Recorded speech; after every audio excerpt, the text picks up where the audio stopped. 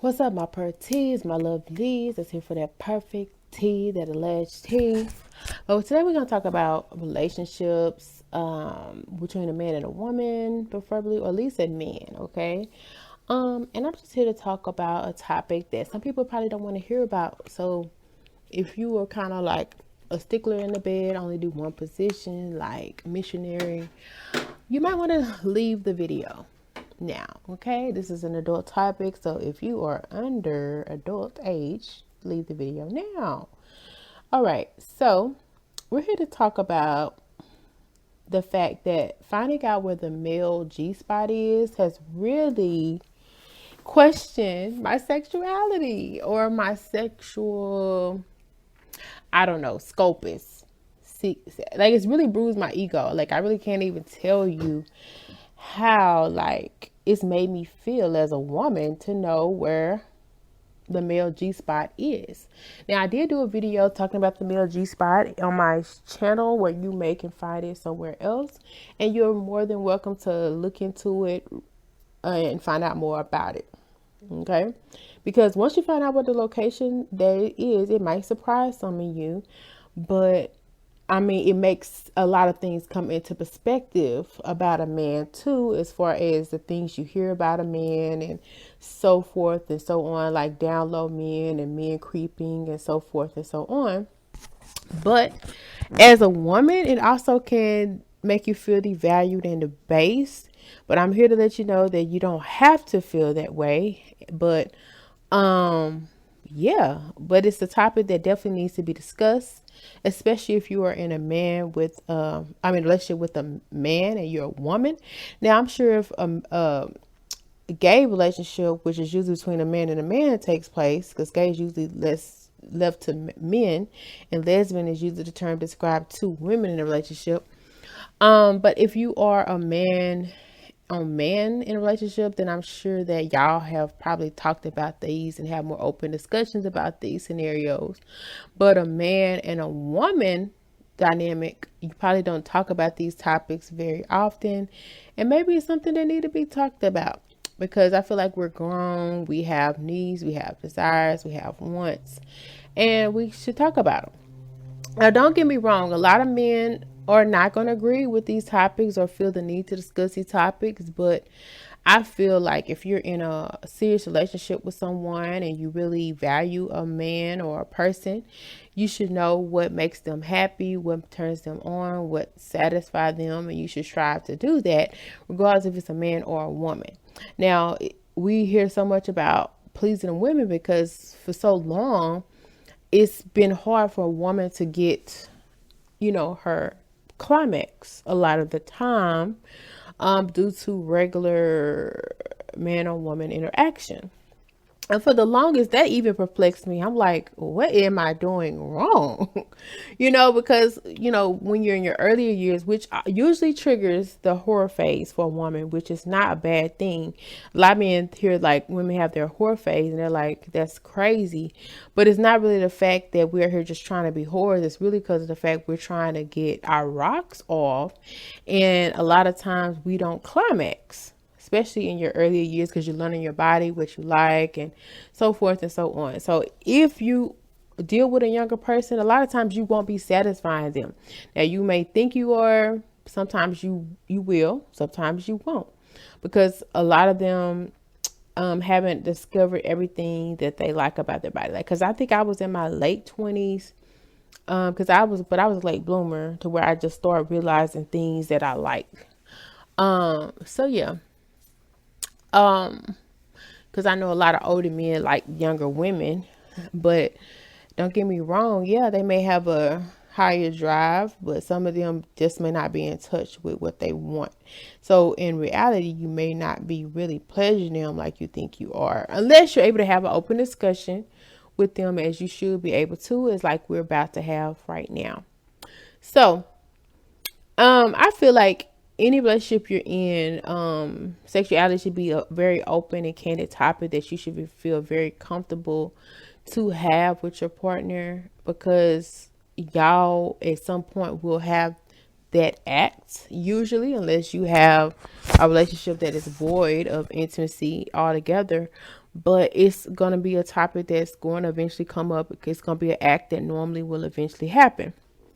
So, as a man, a woman to a man, I would say don't feel uncomfortable to have these discussions with your woman, because at the end of the day, if they don't know what turns you on or what you want to try, what pleasures you, then they won't be able to satisfy you, right? And anytime a woman is not satisfied, anytime a man is not satisfied, we know what that leads to, right? And it's very rampant in our society, cheating. So it's a topic that we really need to discuss, because a lot of people break up because of cheating, when in fact cheating is really just the act of people trying to get satisfied sexually. Just like women can have their whore phase, allegedly, quotation marks, because they're trying to get satisfied, not necessarily trying to jump to man to man. They're trying to find a man who can satisfy them in the bedroom. Um, and then you realize, you got to simmer down and just really tune in more to yourself. And it's more about you tuning into yourself than the other person. Then you're really able to really enjoy it more than before. But as far as men, they have a more rampant rate of cheating on their spouses. And I mean men who can really love their spouses. That's the crazy thing. I'm talking about men who can really be in love. They'll mess up their whole life, their family, then their families break up and they want to leave and stuff like that, just because of the act of cheating. So that makes you want to explore and look more into the dynamics of what a successful, intimate relationship with the opposite sex brings and entails. So as a woman, you definitely need to, explore your body, know your bodies, the way whoever your partner is, you can tell them what works for you, like them, and maybe even have them watch you explore, and y'all can explore together, whatever, so they can find out themselves. Because I feel like every person is different, and what works for one person may not work for the other person. So it just is up in conversation. Now, of course, you have the basics, and the basics usually work some point to get you started, and sometimes can be successful if you're lucky. But anyway, so with the male wanting to cheat, I realized recently where the male G spot is. Now the woman G spot, they said once that is stroked or whatever, touched, then the woman is able to have a very strong climax situation where she can come full, sometimes lick fluids and stuff like that, so forth and so on. And so I wanted to find out where the male G spot was, because I didn't know if they had one or not, but apparently they do. And I would say this: the male G spot, you may want to check out my other video, is somewhere where most people would not expect it to be. And to be honest, as a woman, it really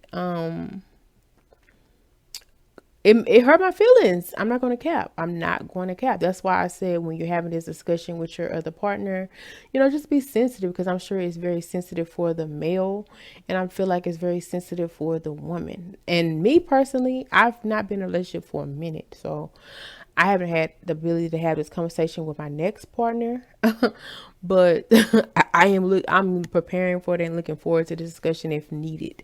Because I'm not gonna say every man will want to explore this topic, but I just feel like it just needs to come up to where a man will feel comfortable talking about it, as well as the woman with her man, about the G spot. Because if a woman is looking to have her G spot taken care of and stroked, I feel like a man should have the same pleasure.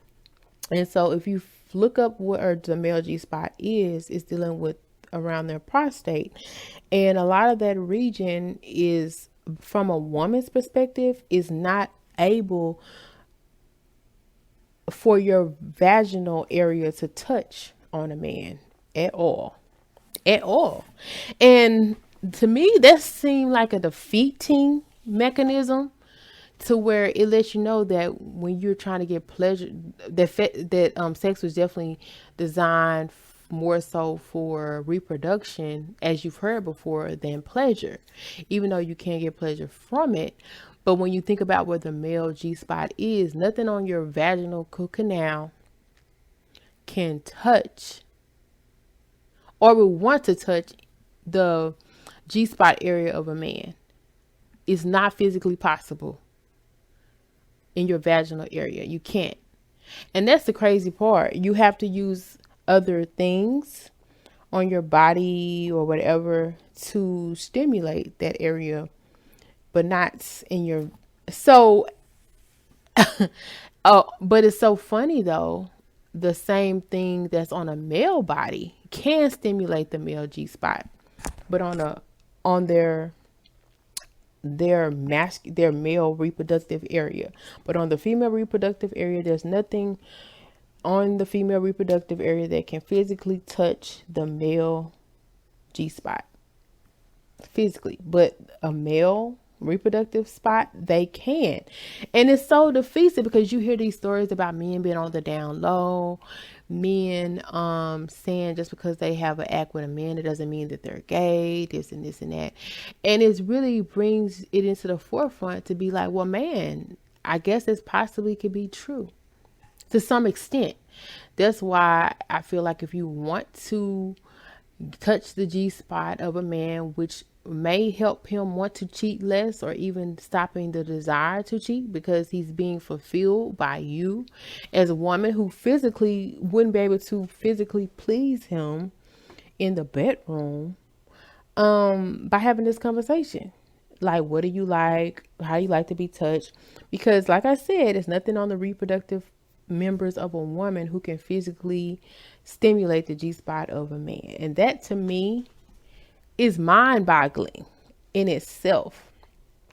In order to stimulate the G spot of a male, you have to use insertion. So there's nothing on the female genitalia, female reproductive area that can insert anything into a man. So the design, as we thought, was for a man and a woman to be together. It's what we thought. That's where babies come from. That's the only way to make a child. So we would think, okay, it's designed for a man and woman to be together. But why would we want to risk our partner cheating on us over and over and over again, or maybe their G spot never being stimulated? Because like I said, I physically would have to use like a hand or object or something outside of my area as a woman to stimulate the G spot of a man. And I just feel like that's the conversation that needs to be had, needs to be looked into, because me personally, I don't feel like that makes a male gay to have his G spot stroked. Now, how you feel like going about that, that's between you and your partner, and it needs to be discussed between your partner. But I feel like if you don't have these candid conversations, then that can lead to cheating, that can lead to unsatisfactory time in the bedroom. So just be mature about it. Just have this conversation. Look into where this spot is, and you can have your own conversation with your significant other. And I'm always a person, like, I'd rather know about everything about something, so if it comes up, I'll know how to react. So look it up so you'll know how to react.